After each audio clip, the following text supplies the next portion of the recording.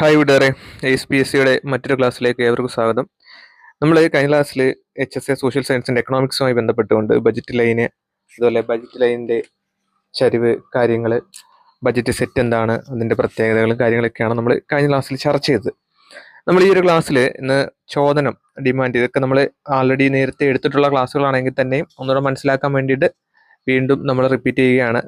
അതുപോലെ elasticity of demand തുടങ്ങിയ കാര്യങ്ങളൊക്കെയാണ് നമ്മൾ ഈ ഒരു ക്ലാസ്സിൽ ചർച്ച ചെയ്യുന്നത്. ഓക്കെ, നമുക്ക് ചോദനം എന്താണെന്ന് പറഞ്ഞു കൊടുക്കാം. ഡിമാൻഡ് നമുക്കറിയാം. ചോദനം എന്ന് പറഞ്ഞാൽ ഒരു സാധനം വില കൊടുത്തു വാങ്ങുവാനുള്ള കഴിവ്, സന്നദ്ധത എന്നിവയുടെ പിൻബലത്തോട് കൂടിയിട്ടുള്ള ഉപഭോക്താവിൻ്റെ ആഗ്രഹത്തെയാണ് ചോദനം എന്ന് പറയുന്നത്. ഒരു സാധനം പൈസ കൊടുത്ത് വാങ്ങുവാൻ, കാശ് കൊടുത്തു വാങ്ങുവാനുള്ള എന്തൊക്കെ വേണം? കഴിവും വേണം, അതുപോലെ സന്നദ്ധത വേണം, അതിൻ്റെ പിൻബലത്തോട് കൂടിയിട്ടുള്ള ഒരു ഉപഭോക്താവിൻ്റെ ആഗ്രഹവും കൂടി വേണം. എങ്കിൽ മാത്രമേ അതിന് നമുക്ക് ഡിമാൻഡ് അല്ലെങ്കിൽ ചോദനം എന്ന് പറയാൻ സാധിക്കത്തുള്ളൂ. അതുപോലെ തന്നെ ഡിമാൻഡ് പഠിക്കുമ്പോൾ ഡിമാൻഡ് ഫംഗ്ഷൻ എന്താണെന്ന് അറിഞ്ഞിരിക്കണം, അല്ലെങ്കിൽ ചോദന ധർമ്മം എന്താണെന്ന് അറിഞ്ഞിരിക്കണം.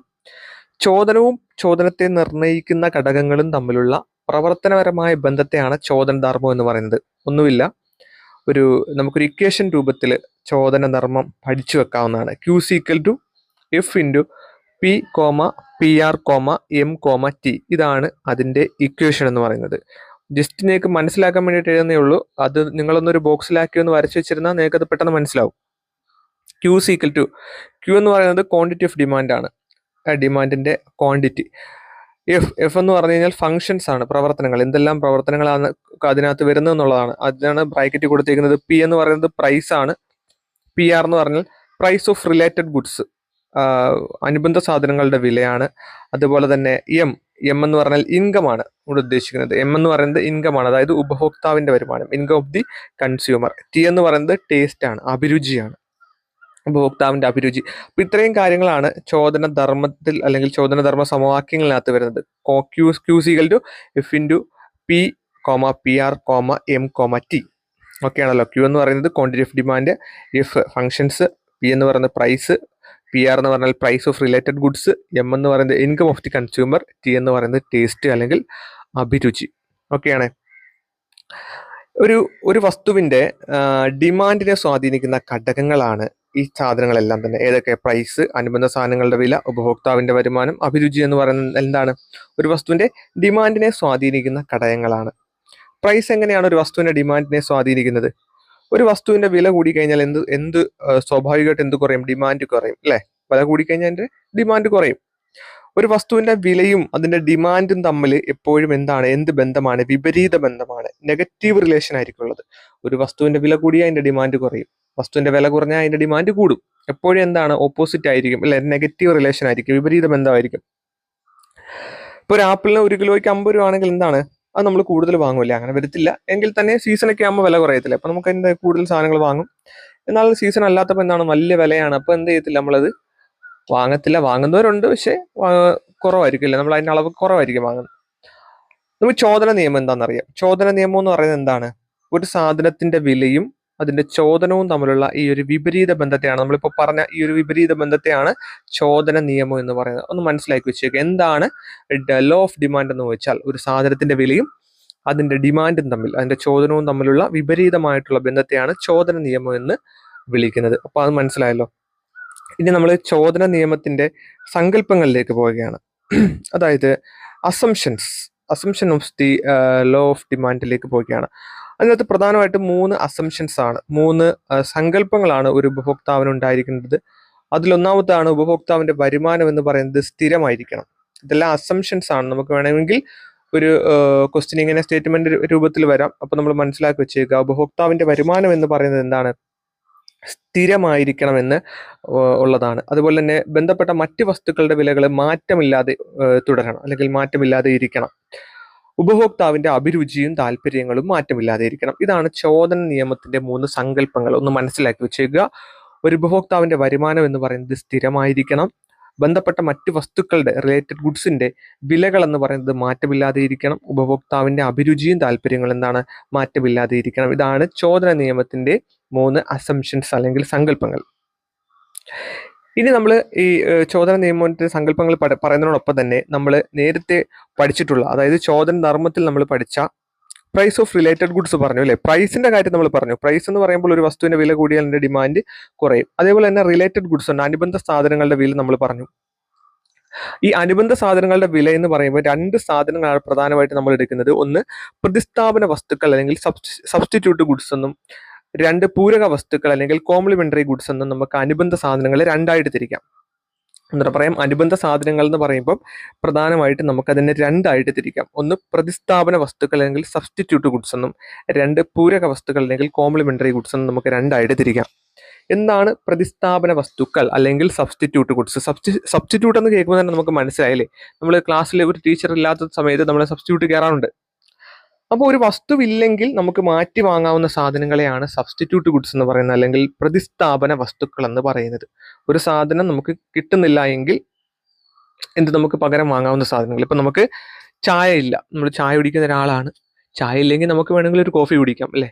അതേപോലെ ഇപ്പം നമ്മളൊരു ചെരുപ്പ് വാങ്ങാൻ ഒരു കടയിൽ ചെന്ന് ചെരുപ്പിന് പകരം നമുക്ക് എന്തും വാങ്ങാം, ഷൂവും വാങ്ങാം. അപ്പം ഒരു സാധനത്തിന് പകരം അല്ലെങ്കിൽ ഒരു വസ്തു ഇല്ലെങ്കിൽ നമുക്ക് മറ്റൊരു വസ്തു വാങ്ങാം. അതാണ് പ്രതിസ്ഥാപന വസ്തുക്കൾ അല്ലെങ്കിൽ സബ്സ്റ്റിറ്റ്യൂട്ട് ഗുഡ്സ്. കൊച്ചുകുട്ടികൾക്ക് വരെ മനസ്സിലാവുന്ന കാര്യങ്ങളൊക്കെയാണ്. അത് പഠിക്കേണ്ടതായിട്ട് ഒരു വട്ടം കേട്ടാൽ തന്നെ നമുക്കത് മനസ്സിലാവും. രണ്ടാമത്തെയാണ് കോംപ്ലിമെന്ററി ഗുഡ്സ് അല്ലെങ്കിൽ പൂരക വസ്തുക്കൾ. ഒരാവശ്യം നിറവേറ്റാൻ രണ്ട് വസ്തുക്കളും ആവശ്യമായിട്ട് വരുന്നതിനെയാണ് പൂരക വസ്തുക്കൾ എന്ന് പറയുന്നത്. ഒന്നില്ലാതെ മറ്റൊന്നും ഉപയോഗിക്കാൻ പറ്റത്തില്ല. ഉദാഹരണം പറഞ്ഞാൽ, പേനയ്ക്ക് എന്ത് വേണം? മഷി വേണം. പേന ഉണ്ടെങ്കിൽ, മഷി ഉണ്ടെങ്കിൽ നമുക്ക് പേന കൊണ്ട് കാര്യമുള്ളൂ. അതുപോലെ തന്നെ ഒരു കാർ ഓടണമെങ്കിൽ എന്ത് വേണം? പെട്രോൾ അല്ലെങ്കിൽ ഡീസൽ വേണം അല്ലേ, അല്ലെങ്കിൽ ചാർജ് കുത്തിയിടുന്നതായിരിക്കണം. അതേപോലെ അപ്പം അങ്ങനെ ഉപയോഗിക്കാൻ പറ്റുന്നതിനെയാണ് നമ്മൾ എന്ത് പറയുന്നത്? പൂരക വസ്തുക്കൾ എന്ന് പറയുന്നത്, കോംപ്ലിമെന്ററി ഗുഡ്സ് എന്ന് പറയുന്നത്. ഇപ്പൊ ഈ പെട്രോളിനോ ഡീസലിനൊക്കെ വില കൂടിക്കഴിഞ്ഞാൽ എന്ത് സംഭവിക്കും? സ്വാഭാവികമായിട്ടും കാറിന്റെ വിലയിലും മാറ്റം വരും. അപ്പം അനുബന്ധ സാധനങ്ങളുടെ വിലയ്ക്കകത്ത് നമ്മൾ മനസ്സിലാക്കേണ്ട രണ്ട് കാര്യങ്ങൾ പ്രതിസ്ഥാപന വസ്തുക്കളും അതേപോലെ പൂരക വസ്തുക്കളുമാണ്. മൂന്നാമത് നമ്മൾ പറഞ്ഞു ഇൻകം ഓഫ് ദി കൺസ്യൂമർ അല്ലെ, ഉപഭോക്താവിന്റെ വരുമാനം. വരുമാനത്തിൽ മാറ്റം വരുമ്പോൾ വസ്തുവിന്റെ ഡിമാൻഡിൽ എന്ത് സംഭവിക്കുന്നു? മാറ്റം വരുന്നുണ്ട് അല്ലെ. ആ വസ്തുവിന്റെ സ്വഭാവം അനുസരിച്ചായിരിക്കും എന്ത് ചെയ്യുന്നത്? മാറ്റം വരുന്നത്. അതുപോലെ വരുമാനത്തിന്റെ അടിസ്ഥാനത്തിൽ നമുക്ക് എന്ത് ചെയ്യാം? വസ്തുക്കളെ രണ്ടായിട്ട് തിരിക്കാം. സാധാരണ വസ്തുക്കളെന്നും തരംതാണ വസ്തുക്കളെന്നും രണ്ടായിട്ട് തിരിക്കാം. ഇതൊക്കെ സിമ്പിളാണ്. നോർമൽ ഗുഡ്സ് എന്നും ഇൻഫീരിയർ ഗുഡ്സ് എന്നും എന്ത് ചെയ്യാം? നമുക്ക് വരുമാനത്തിന്റെ അടിസ്ഥാനത്തിൽ വസ്തുക്കളെ രണ്ടായിട്ട് തിരിക്കാം. സാധാരണ വസ്തുക്കൾ അല്ലെങ്കിൽ നോർമൽ ഗുഡ്സ് എന്ന് പറഞ്ഞാൽ എന്താണ്? ഉപഭോക്താവിന്റെ വരുമാനവും സാധനങ്ങളുടെ ഡിമാൻഡും തമ്മിൽ എന്താണ്? ഒരു പോസിറ്റീവ് റിലേഷൻ ഉള്ള സാധനങ്ങളെയാണ് സാധാരണ വസ്തുക്കൾ എന്ന് പറയുന്നത്. അതായത് ഉപഭോക്താവിന്റെ വരുമാനം കൂടുമ്പോൾ ആ വസ്തുവിന്റെ ഡിമാൻഡും കൂടുന്നു.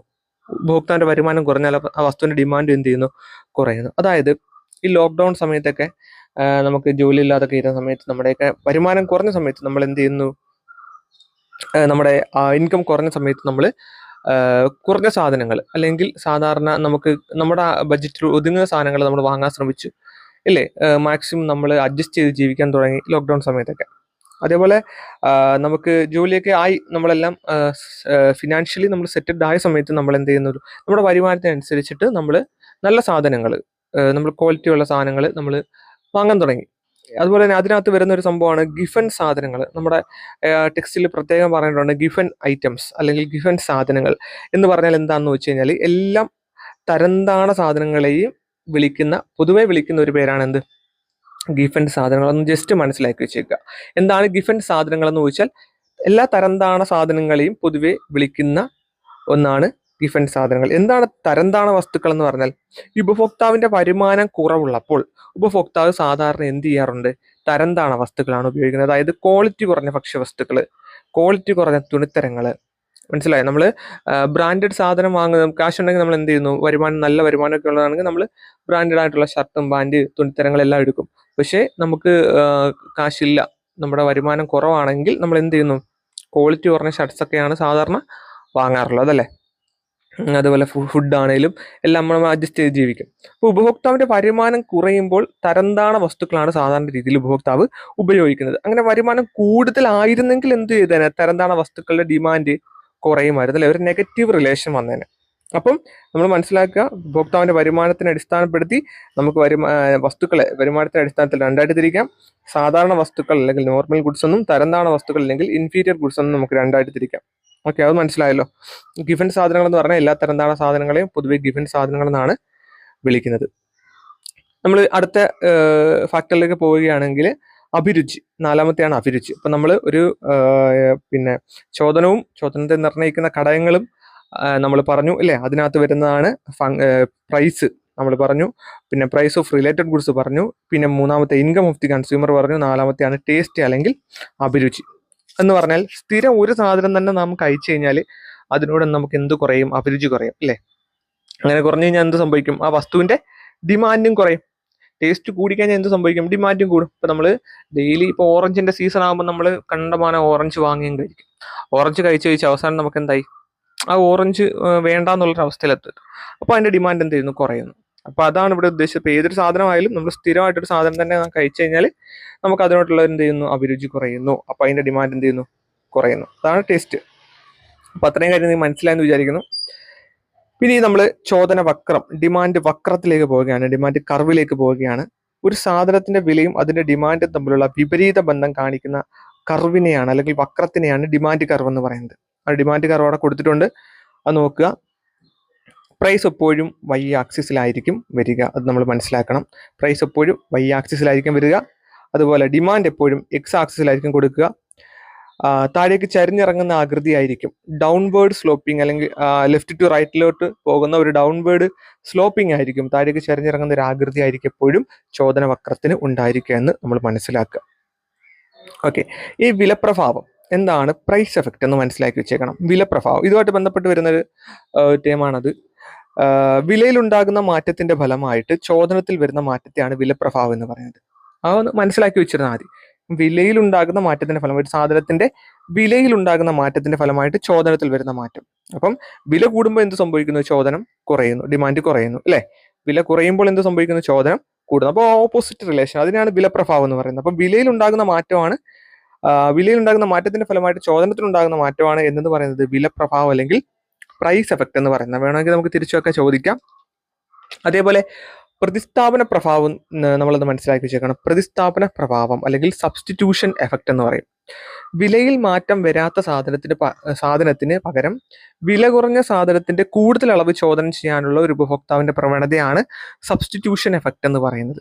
ഒന്ന് മനസ്സിലാക്കി വെച്ചേക്കുക. എന്താണ് വിലപ്രഭാവം എന്താണെന്ന് ചോദിച്ചാൽ മനസ്സിലാക്കണം. അതേപോലെ പ്രതിസ്ഥാപന പ്രഭാവം എന്താണെന്ന് ചോദിച്ചാൽ നമ്മൾ അറിഞ്ഞിരിക്കണം. വിലയിൽ മാറ്റം വരാത്ത സാധനത്തിന് പകരം വില കുറഞ്ഞ സാധനത്തിന്റെ കൂടുതൽ അളവ് ചോദനം ചെയ്യാനുള്ള ഒരു ഉപഭോക്താവിന്റെ പ്രവണത അല്ലെങ്കിൽ ആഗ്രഹം, അതിനേക്ക് എന്ത് പറയാം? സബ്സ്റ്റിറ്റ്യൂഷൻ എഫക്റ്റ് എന്ന് പറയാം, പ്രതിസ്ഥാപന പ്രഭാവം എന്ന് പറയാം. ഓക്കെ, അപ്പം രണ്ട് സാധനങ്ങളുണ്ട്. അപ്പം വില കുറഞ്ഞ സാധനങ്ങൾ എന്ത് ചെയ്യണം? കൂടുതൽ അളവ് മേടിക്കാൻ വേണ്ടിയിട്ടുള്ള അല്ലെങ്കിൽ ചോദനം ചെയ്യാനുള്ള ഒരു ഉപഭോക്താവിന്റെ അതാണ് പ്രതിസ്ഥാപന പ്രഭാവം. വരുമാന പ്രഭാവം എന്ന് പറഞ്ഞാൽ, ഇൻകം എഫക്റ്റ് എന്ന് പറഞ്ഞാൽ വരുമാനത്തിലുള്ള വർധനവ് മൂലം ഒരു സാധനത്തിന്റെ ചോദനത്തിനുണ്ടാകുന്ന മാറ്റമാണ്. ഈ വരുമാന പ്രഭാവത്തിന്റെയും പ്രതിസ്ഥാപന പ്രഭാവത്തിന്റെ ആകെ തുകയാണ് എന്തെന്ന് പറയുന്നത്? വിലപ്രഭാവം എന്ന് പറയുന്നത്. അപ്പോൾ വരുമാന പ്രഭാവം അല്ലെങ്കിൽ ഇൻകം എഫക്റ്റ് എന്ന് പറഞ്ഞാൽ വരുമാനത്തിലുണ്ടാകുന്ന വർധനവ് മൂലം ഒരു സാധനത്തിന്റെ ചോദനത്തിനുണ്ടാകുന്ന മാറ്റം. ഇപ്പോൾ ഒരുപാട് വരുമാനം കിട്ടുന്ന സമയത്ത് ഒരു സാധനം എന്ത് ചെയ്യുന്നു? ചിലപ്പോൾ കൂടുതൽ വാങ്ങാം. അപ്പൊ ഈ വരുമാന പ്രഭാവത്തിന്റെയും നമ്മൾ നേരത്തെ പറഞ്ഞ പ്രതിസ്ഥാപന പ്രഭാവത്തിന്റെയും ടോട്ടൽ തുകയാണ് എന്തെന്ന് പറയുന്നത്? വിലപ്രഭാവം അല്ലെങ്കിൽ പ്രൈസ് എഫക്റ്റ് എന്ന് പറയുന്നത്. വിലപ്രഭാവം എന്ന് പറഞ്ഞാൽ വിലയിലുണ്ടാകുന്ന മാറ്റത്തിന്റെ ഫലമായിട്ട് ചോദനത്തിൽ വന്ന മാറ്റമാണ് വിലപ്രഭാവം. അപ്പൊ അത് മൂന്ന് കാര്യങ്ങൾ നിങ്ങൾക്കത് മനസ്സിലായല്ലോ. എഴുതി തന്നെ പഠിക്കുക, അല്ലാതെ വെറുതെ ക്ലാസ് കേട്ട് പോയിട്ട് കാര്യമില്ല. പിന്നീട് വരുന്നതാണ് രേഖീയ ചോദനം അല്ലെങ്കിൽ ലീനിയർ ഡിമാൻഡ്. ഇനി നമ്മൾ കുറച്ച് ഇക്വേഷൻസും കാര്യങ്ങളൊക്കെ ഇനി അങ്ങോട്ട് വരുന്നുണ്ട്, ഇതെല്ലാം കഴിഞ്ഞിട്ട്. അപ്പോൾ അതൊക്കെ ജസ്റ്റ് ഒന്ന് മനസ്സിലാക്കി തന്നെ പഠിക്കണം. ഇമ്പോർട്ടൻ്റ് ആണ്. എക്കണോമിക്സ് ആണ് നമുക്ക് ഈ ഒരു കഴിഞ്ഞ പ്രാവശ്യം ഇത്രയും എക്കണോമിക്സിനകത്ത് നിന്ന് ഇത്രയും രീതിയിലുള്ള അല്ലെങ്കിൽ നല്ല രീതിയിൽ നമ്മൾ പ്രതീക്ഷിച്ച പോലുള്ള ഒരു ക്വസ്റ്റ്യൻസ് ഒന്നും വന്നിട്ടില്ല. അപ്പോൾ ഇപ്രാവശ്യം എന്തായാലും ഉണ്ടാകുമെന്ന് തന്നെ പ്രതീക്ഷിക്കാം. അപ്പോൾ അതുകൊണ്ട് എന്തായാലും നമ്മൾ പഠിച്ചേ പറ്റൂ. ഇപ്പൊ ലീനിയർ ഡിമാൻഡിലേക്ക് പോകാം. രേഖീയ ചോദനം എന്താ നോക്കാം. ചോദനവും വിലയും തമ്മിലുള്ള ബന്ധം രേഖീയമോ, അതായത് ലീനിയർ, അല്ലെങ്കിൽ രേഖീയമല്ലാത്തതോ നോൺ ലീനിയർ അങ്ങനെ ആകാം. അപ്പോൾ ഒരു ചോദന ഏകത ഗ്രാഫ് വരയ്ക്കുന്ന സമയത്ത് നേർരേഖയാണ് ലഭിക്കുന്നതെങ്കിൽ, ഒരു ചോദന ഏകത ഗ്രാഫ് വരയ്ക്കുമ്പോൾ നേർരേഖയാണ് ലഭിക്കുന്നതെങ്കിൽ അതിനെ രേഖീയ ചോദന എന്ന് വിളിക്കാം. അത് നിങ്ങളൊന്ന് അറിഞ്ഞിരുന്നാൽ മതി. ആ പേര് കേൾക്കുമ്പോൾ തന്നെ നമുക്ക് മനസ്സിലാവും. അവിടെ ഒരു രേഖീയ ചോദനത്തിന്റെ നമ്മൾ ഒരു പിക്ചർ അവിടെ കൊടുത്തിട്ടുണ്ട്.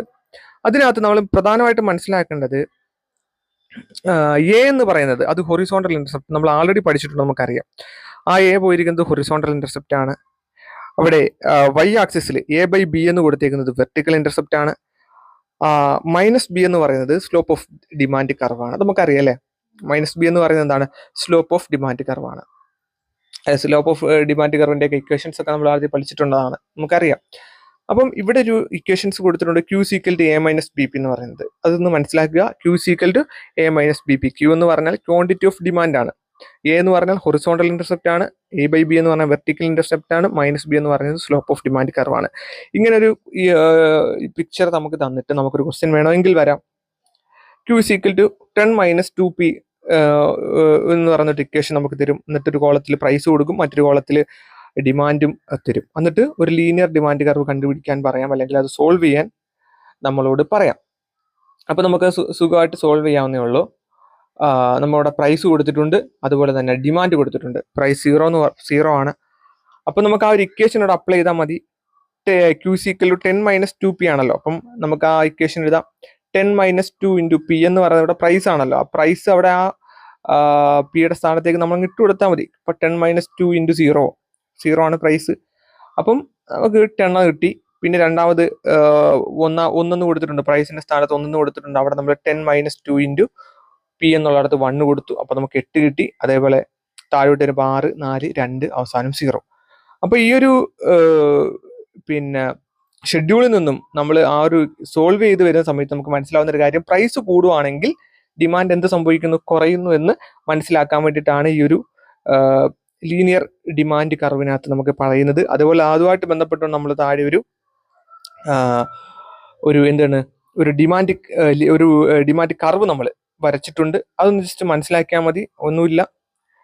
അപ്പം ഈ ഒരു കാര്യം നമ്മൾ മനസ്സിലാക്കാൻ വേണ്ടിയിട്ടാണ് ഇത് പറയുന്നത്. പ്രധാനമായിട്ടും പ്രൈസ് കൂടിയപ്പോൾ ഡിമാൻഡ് കുറഞ്ഞു എന്ന സംഭവം. പിന്നീട് നമ്മൾ അടുത്തത് പഠിക്കാൻ പോകുന്നത് ചോദനത്തിലെ മാറ്റങ്ങളാണ്, ചേഞ്ചസ് ഇൻ ഡിമാൻഡ് ആണ്. പ്രധാനമായിട്ടും ചോദനത്തിൽ മാറ്റങ്ങൾ വരുന്നത് 2 രീതിയിലാണ്. ഒന്ന്, ചോദന വക്രത്തിലൂടെയുള്ള മാറ്റം, movement along the demand curve. രണ്ടാമത്തേതാണ് ചോദന വക്രത്തിലെ മാറ്റം, ഷിഫ്റ്റ് ഓഫ് ഡിമാൻഡ് കർവ്. എന്താ, നമുക്ക് വിശദമായിട്ട് പഠിക്കാം. ഒന്നാമത്തെ സംഭവം എടുക്കാം, ചോദന വക്രത്തിലൂടെയുള്ള മാറ്റം. അതിന് നമുക്ക് 2 ആയിട്ട് തിരിക്കാം. ചോദനത്തിന്റെ വികാസമെന്നും ചോദനത്തിന്റെ സങ്കോചമെന്നും 2 ആയിട്ട് തിരിക്കാം. ഇത്രയൊക്കെ കേൾക്കുമ്പോൾ ആകെ കൺഫ്യൂസ്ഡ് ആവും, പക്ഷെ ഒന്നുമില്ല, വളരെ സിമ്പിൾ ആണ്. നിങ്ങളൊരു ബുക്കിലേക്ക് എഴുതിയെടുത്തിട്ട് നിങ്ങൾ തന്നെ ജസ്റ്റ് വായിച്ചു നോക്കുമ്പോൾ നിങ്ങൾക്ക് അത് ക്ലിയർ ആയിട്ട് മനസ്സിലാവും. ഈ പറയുന്ന പോയിന്റുകൾ ഒന്നും തന്നെ വിടാൻ പാടില്ല. ഇപ്പൊ നമുക്ക് പറഞ്ഞു ചോദനത്തിലെ മാറ്റങ്ങളെ നമുക്ക് 2 ആയിട്ട് തിരിക്കാന്ന് പറഞ്ഞു. ഒന്നാമത്തേത് ചോദന വക്രത്തിലൂടെയുള്ള മാറ്റമെന്നും 2 ചോദന വക്രത്തിലെ മാറ്റമെന്നും 2 ആയിട്ട് തിരിക്കാം. ഒന്നാമത്തെ ചോദന വക്രത്തിലൂടെയുള്ള മാറ്റത്തെ നമ്മൾ വീണ്ടും 2 ആയിട്ട് തിരിക്കുന്നു. ചോദനത്തിന്റെ വികാസം, ചോദനത്തിന്റെ സങ്കോചം. എക്സ്പാൻഷൻ ഓഫ് ഡിമാൻഡ് എന്നും കോൺട്രാക്ഷൻ ഓഫ് ഡിമാൻഡ് എന്നും 2 ആയിട്ട് തിരിക്കാം. ചോദനത്തിന്റെ വികാസം എന്ന് പറഞ്ഞാൽ വില കുറഞ്ഞതിന്റെ ഫലമായിട്ട് ചോദന വക്രത്തിലൂടെ താഴേക്ക് നീങ്ങുന്നതിനെയാണ് ചോദനത്തിന്റെ വികാസം എന്ന് പറയുന്നത്.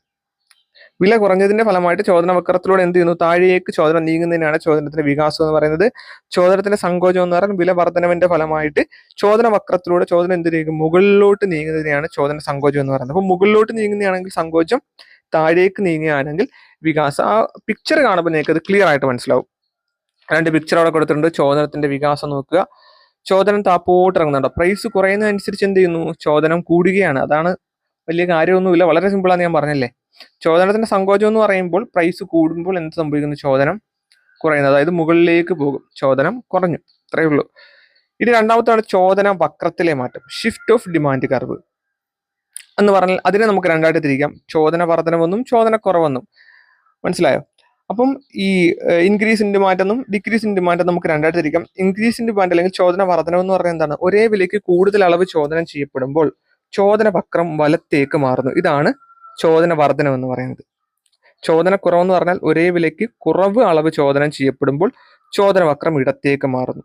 അതാണ് ചോദനക്കുറവ്, ഡിക്രീസ് ഇൻ ഡിമാൻഡ് എന്ന് പറയുന്നത്. അപ്പൊ ആ 2 പിക്ചർ കാണുമ്പോൾ നിങ്ങൾക്ക് ഇത് ക്ലിയർ ആയിട്ട് മനസ്സിലായിട്ടുണ്ടാവും എന്ന് കരുതുന്നു. ഓക്കെ, അപ്പൊ ചോദന വക്രത്തിലെ മാറ്റവും അതുപോലെ തന്നെ ചോദന വക്രത്തിലൂടെയുള്ള മാറ്റവും 2 നിങ്ങൾക്ക് മനസ്സിലായെന്ന് വിചാരിക്കുന്നു. പിന്നീട് വരുന്നതാണ് കമ്പോള ചോദനം അല്ലെങ്കിൽ മാർക്കറ്റ് ഡിമാൻഡ്. എന്താണ് കമ്പോള ചോദനം? ജസ്റ്റ് മനസ്സിലാക്കി വെച്ചിരുന്നാൽ മതി. ഒരു നിശ്ചിത സമയത്ത് വിവിധ വിലകളിൽ കമ്പോളത്തിലെ എല്ലാ ഉപഭോക്താക്കൾക്കും കൂടി വാങ്ങാൻ സന്നദ്ധമാകുന്ന ഒരു സാധനത്തിന്റെ അളവാണ് കമ്പോള ചോദനം എന്ന് പറയുന്നത്. ഒന്നുമില്ല, എന്താണെന്ന് മനസ്സിലാക്കി വെച്ചിരുന്നാൽ മാത്രം മതി. ഒരു നിശ്ചിത സമയത്ത് വിവിധ വിലകളിൽ കമ്പോളത്തിലെ എല്ലാ ഉപഭോക്താക്കളും കൂടി വാങ്ങാൻ സന്നദ്ധമാകുന്ന ഒരു സാധനത്തിന്റെ അളവിനെയാണ് കമ്പോള ചോദനം എന്ന് പറയുന്നത്. ഓക്കെ, മനസ്സിലായല്ലോ. അപ്പൊ അത്രയും ഡിമാൻഡുമായിട്ട് ബന്ധപ്പെട്ട് പ്രധാനപ്പെട്ട കാര്യങ്ങളെല്ലാം നമ്മൾ ചർച്ച ചെയ്ത് കഴിഞ്ഞു.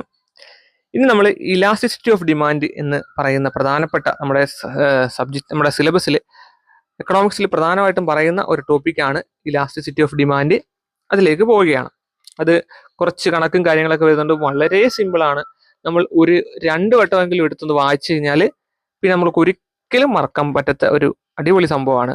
ഈ അടിപൊളി എന്ന് പറഞ്ഞാൽ പഠിക്കാൻ ഇൻട്രസ്റ്റ് ആണ് സംഭവം. വലിയ പാടൊന്നുമില്ല, സിമ്പിളായിട്ട് പഠിക്കാം. അതിലേക്ക് പോവുകയാണ്. ചോദനത്തിന്റെ വില ഇലാസ്തികത, price of elasticity of demand. Okay, എന്താണ് ചോദനത്തിന്റെ വില ഇലാസ്തികത എന്നാണ് നമ്മൾ പറയാൻ പോകുന്നത്.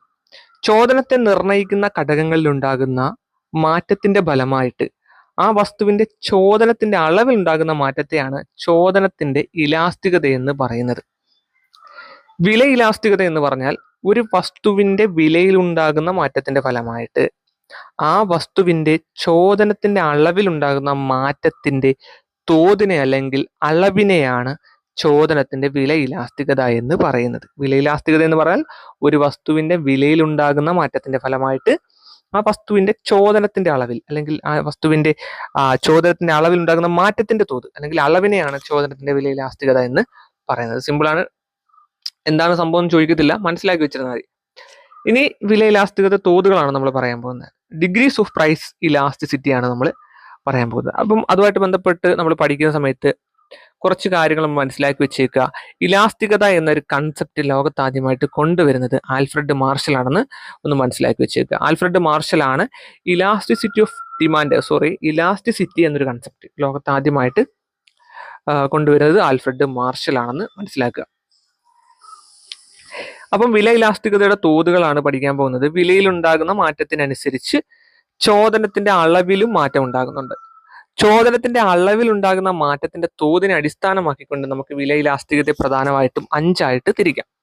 ഒന്നാമത്തെയാണ് ഇലാസ്തിക ചോദനം അല്ലെങ്കിൽ ഇലാസ്റ്റിക് ഡിമാൻഡ് എന്ന് പറയുന്നത്.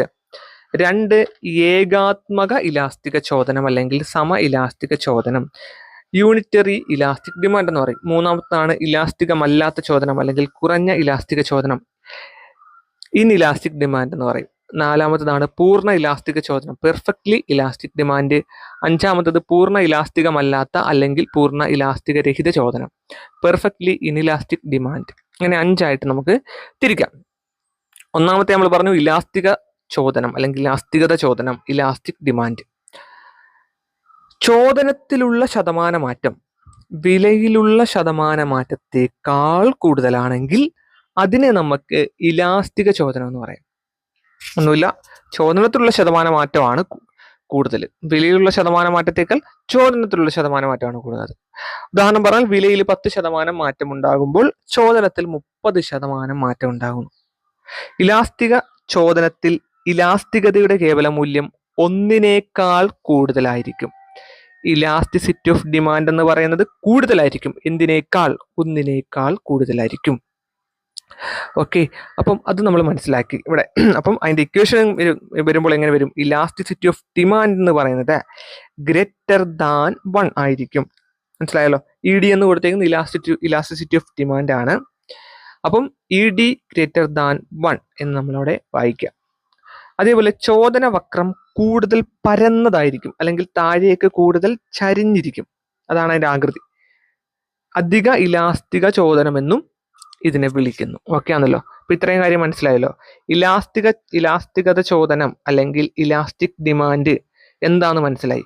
ചോദനത്തിലുള്ള ശതമാനമാറ്റം വിലയിലുള്ള ശതമാനമാറ്റത്തേക്കാൾ കൂടുതലാണെങ്കിൽ അതിനെ ഇലാസ്തിക ചോദനം എന്ന് പറയാം അല്ലെങ്കിൽ ഇലാസ്റ്റിക് ഡിമാൻഡ് എന്ന് പറയാം. വിലയിൽ 10% മാറ്റം ഉണ്ടാകുമ്പോൾ ചോദനത്തിൽ 30% മാറ്റം ഉണ്ടാകുന്നു. ഇലാസ്തികത ചോദനത്തിൽ ഇലാസ്തികതയുടെ കേവല മൂല്യം 1 കൂടുതലായിരിക്കും. മനസ്സിലായല്ലോ? ഇ ഡി എന്ന് പറയുന്നത് ഇ ഡി ഗ്രേറ്റർ ദാൻ 1 ആയിരിക്കും. ചോദന വക്രം കൂടുതൽ പരന്നതായിരിക്കും അല്ലെങ്കിൽ താഴേക്ക് കൂടുതൽ ചരിഞ്ഞിരിക്കും. അധിക ഇലാസ്തിക ചോദനമെന്നും വിളിക്കുന്നുണ്ട്. രണ്ടാമത്തെയാണ് ഏകാത്മക ഇലാസ്തിക ചോദനം അല്ലെങ്കിൽ സമ ഇലാസ്തിക ചോദനം. 2 പേരുണ്ട്. ഇ ഡി എന്ന് പറയുന്നത് 1 ആയിരിക്കും. E D is equal to 1, unitary elastic demand. ചോദനത്തിലുള്ള ശതമാനമാറ്റവും വിലയിലുള്ള ശതമാനമാറ്റവും തുല്യമായിരിക്കും. അതിനെയാണ് യൂണിറ്ററി ഇലാസ്റ്റിക് ഡിമാൻഡ് എന്ന് പറയുന്നത്. വിലയിൽ 10% മാറ്റം ഉണ്ടായിക്കഴിഞ്ഞാൽ ചോദനത്തിലും 10% മാറ്റം. കേവല മൂല്യം എപ്പോഴും 1 ആയിരിക്കും. വക്രത്തിന്റെ ആകൃതി എന്ന് പറയുന്നത് റെക്ടാങ്കുലർ ഹൈപ്പർബോള ആയിരിക്കും. അത് മനസ്സിലാക്കണം, പ്രത്യേകം തന്നെ പഠിക്കണം. യൂണിറ്ററി ഇലാസ്റ്റിക് ഡിമാൻഡിന്റെ ആകൃതി എന്താണെന്ന് വേണമെങ്കിൽ ചോദിക്കാം. റെക്ടാങ്കുലർ ഹൈപ്പർബോള ആയിരിക്കും.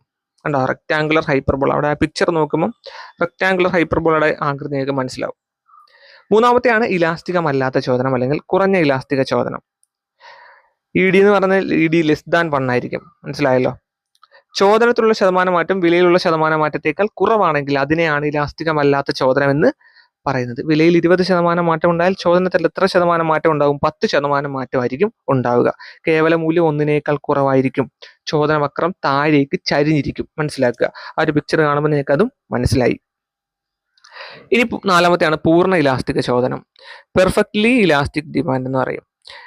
ഈ അനന്തം എന്നുള്ളൊരു ചിഹ്നമാണോ, ഇൻഫിനിറ്റി എന്ന് പറയുന്ന ഒരു ചിഹ്നമാണോ കൊടുത്തേക്കുന്നത്. E D equal to infinity ആയിരിക്കും എപ്പോഴും, അധിക അനന്തരമായിട്ടുള്ള ഒരു ചിഹ്നം.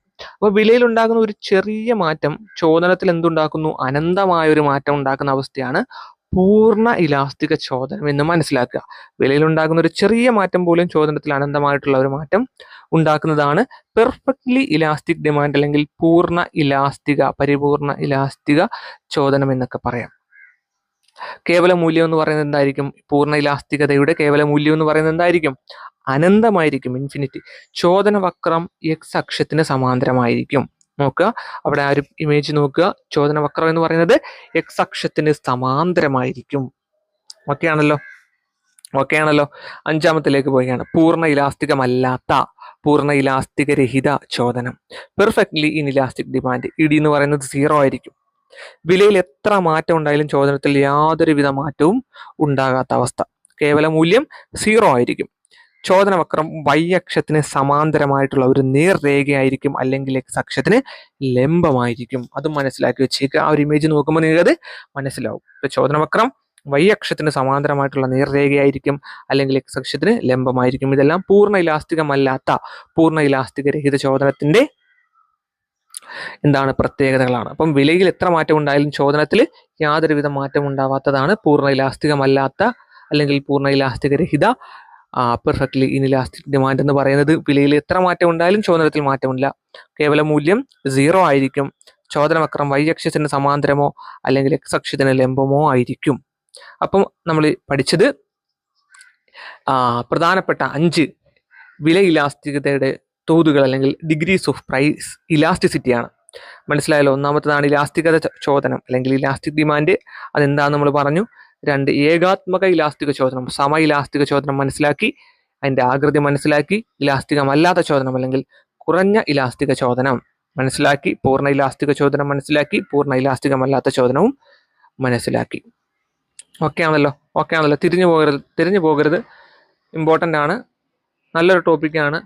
ചോദിക്കാൻ വളരെയധികം സാധ്യതയുള്ള നമ്മുടെ സിലബസിൽ എടുത്തു പറഞ്ഞിട്ടുള്ള ഒരു ടോപ്പിക്കാണ്.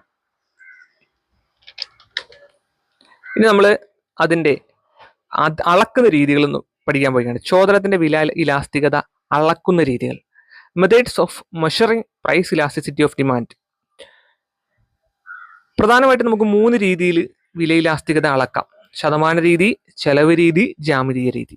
സിമ്പിളാണ്.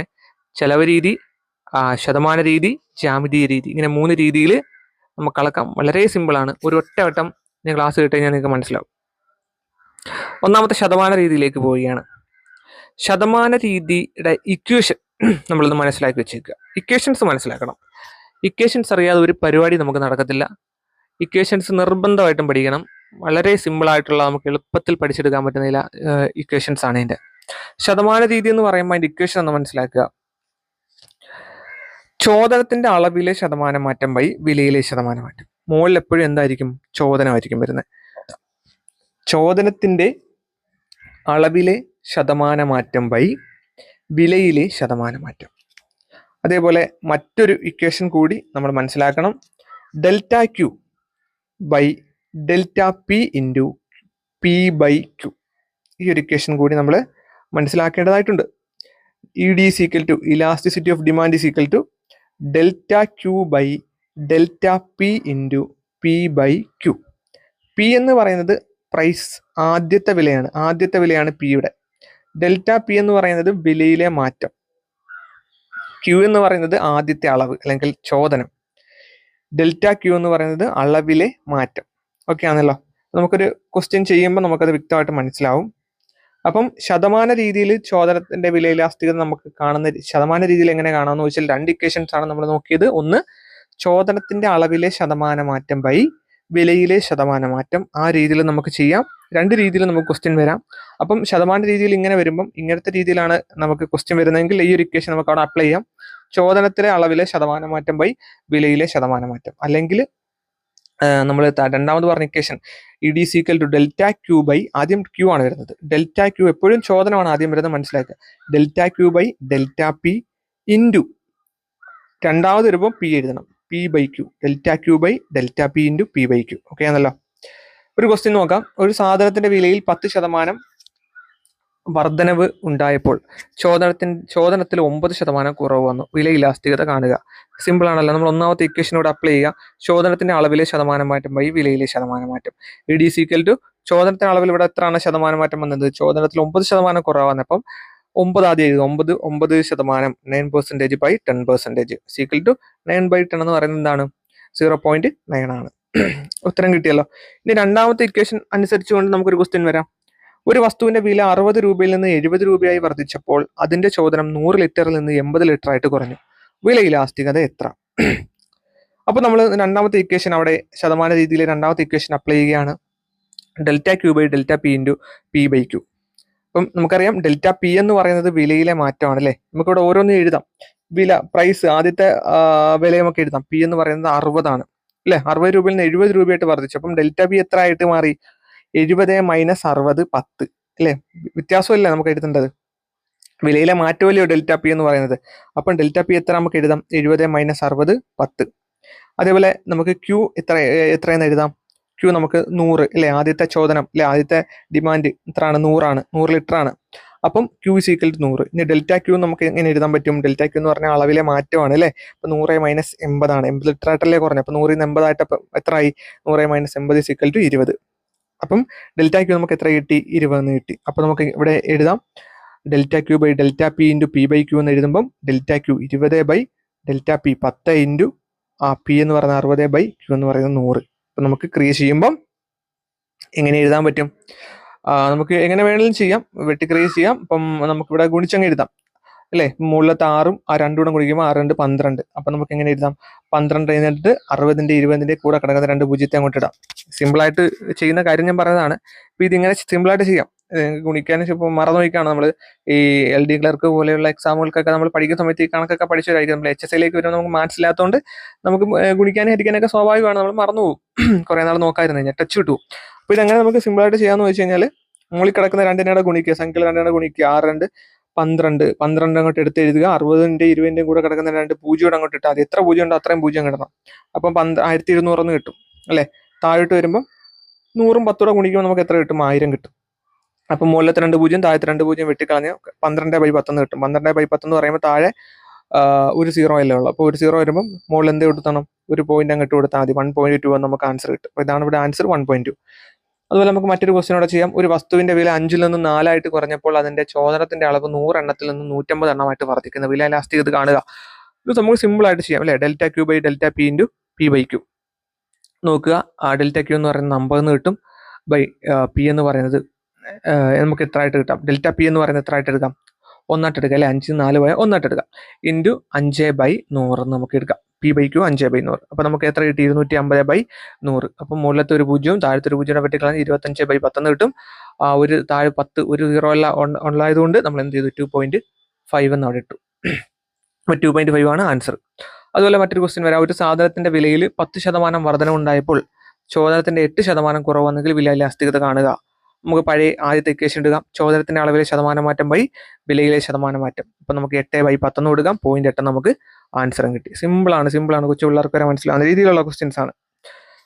അപ്പൊ ആ ഇക്വേഷൻസ് മനസ്സിലാക്കുക. ശതമാന രീതിയിൽ ചോദനത്തിന്റെ വില ഇലാസ്തികത അളക്കുന്ന രീതിയിൽ നമ്മൾ ശതമാന രീതിയിൽ കാണുമ്പോൾ രണ്ട് ഇക്വേഷൻസ്, ചോദനത്തിന്റെ അളവിലെ ശതമാനം മാറ്റം ബൈ വിലയിലെ ശതമാനം മാറ്റം. അതേപോലെ delta Q by delta P into P by Q. Simple ആണല്ലോ. ഇനി രണ്ടാമത്തേത് നമ്മൾ ചെലവ് രീതി, എക്സ്പെൻഡിച്ചർ മെത്തേഡിലോട്ട് നമ്മൾ പോവുകയാണ്. ഒരു സാധനത്തിന്റെ വിലയെ അതിന്റെ ചോദനത്തിന്റെ അളവ് കൊണ്ട് ഗുണിച്ചാണ് ചെലവ് കണ്ടെത്തുന്നത്. ആ ഒരു രീതിയാണ് ചെലവ് രീതി എന്ന് പറയുന്നത്. സിമ്പിളാണ്. പി ഇൻറ്റു ക്യൂ എന്നാണ് അതിന്റെ നമുക്ക് ഇക്വേഷൻസ് പഠിക്കാം. ചെലവ് രീതിയിൽ ഇക്വേഷൻ കാണുന്നത് പി ഇൻറ്റു ക്യൂ ആയിരിക്കും. ഒരു സാധനത്തിന്റെ വില എന്ത് ചെയ്യുന്നു, അതിന്റെ ചോദനത്തിന്റെ അളവ് കൊണ്ടങ്ങ് ഗുണിച്ചു കഴിഞ്ഞാൽ നമുക്ക് എന്ത് കിട്ടും, ചെലവ് രീതിയിൽ നമുക്ക് എന്ത് ചെയ്യാൻ പറ്റും, ഇലാസ്റ്റിസിറ്റി ഓഫ് ഡിമാൻഡ് കാണാൻ പറ്റും. അപ്പം വില ഇവിടെ കൊടുത്തിട്ടുണ്ട്, വില 18, ചോദനം 3. അപ്പോൾ ചിലവ് എത്ര, 18 ഗുണം 3 എത്ര, 54. അതേപോലെ വില 15, ചോദനം 4. അപ്പോൾ നമുക്ക് ഗുണിച്ചങ്ങ് എഴുതിയാൽ മതി 60. 12, 5, 60. 9, 6 എത്രയാണ്, 54.